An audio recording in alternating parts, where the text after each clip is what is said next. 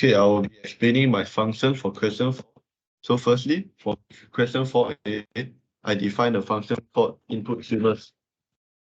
Then created an empty list called streamers. Created a for loop that will run 5 times for 1 and 1 just before 5, just before 6. Then print out the statement. Then the dot format I takes the index of the position and puts it inside this open close parentheses. Then I append the input to the streamer list. Then for 4b, I define a function called input timings that takes in the variable streamers for it. Then create an empty list called timings. Then loop through the whole length of the streamer. Then the for loop loops through the whole length of the streamer list 5 times. Then the print part will get the streamer's name in order of the list and enter the timing for the streamer's name, and then append the float input to timings. Then return the timings. Then define a function here. So enter the timings.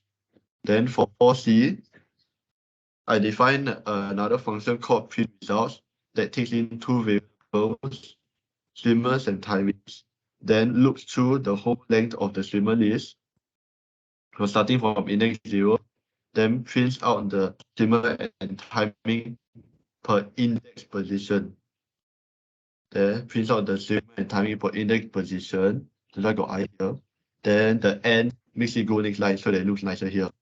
Then after that, it prints out the faster timing where the minimum timings finds the minimum time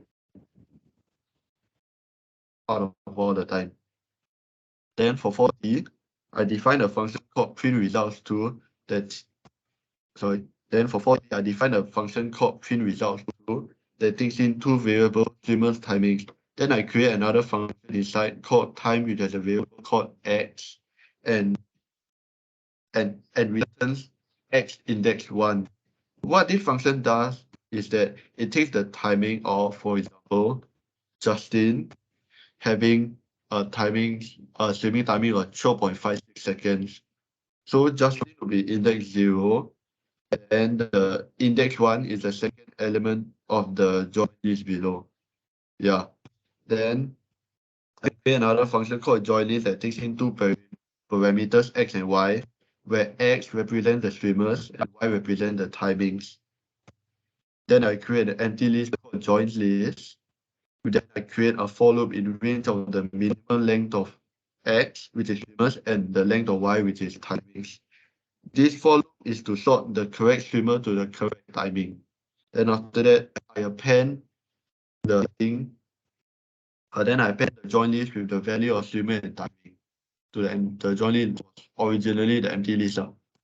Then I return the join list. Then after that, I create a for loop for every streamer and timing.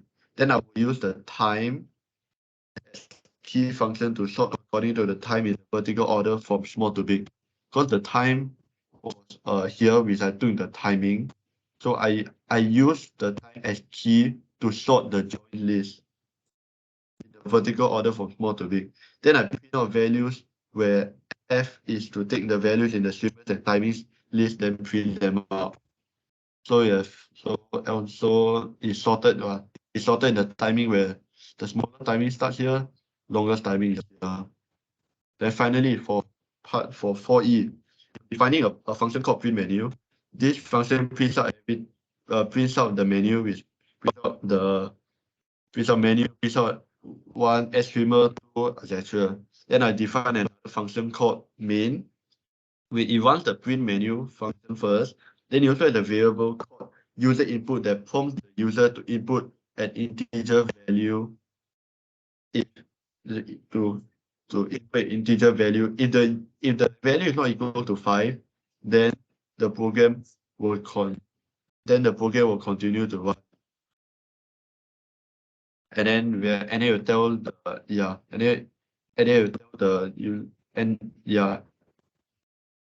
then if the user input is equal to 1, then after that, then if the user input equals to 1, it will run input streamers from question 4a, input streamers from all the way up here. There's this function over here. Then store in the variable streamer, then print streamer out, and you want the print menu thing again. And then if the user input is equal to 2, you want input timings from question 4b, we will stick in the parameter streamer from over here, then print out timing, and then want the menu again. Then if the user input 3, then you want the print results from 4c, which is over here, print results. And then what 4c does is that and then what print results does from question 4c is takes in the parameter streamer and timing. We then print out the fastest timing, then prompts user to select from the menu again over here. Then if the user input equals to 4, then you want print results 2 from 4D, takes in 2 parameters, streamer and timing, then runs the print menu again. And then if the user input is to 5, which is quit, then it will then else if user don't enter anything, then tell the user to please enter a number in the menu.